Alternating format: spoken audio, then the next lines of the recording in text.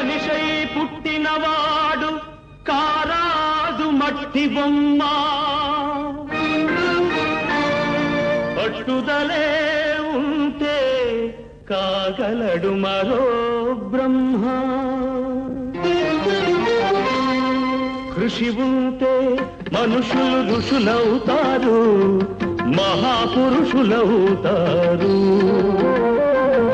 తరతరాలకి తరగని వెలుగవుతారు ఇలా వేడుకులవుతారు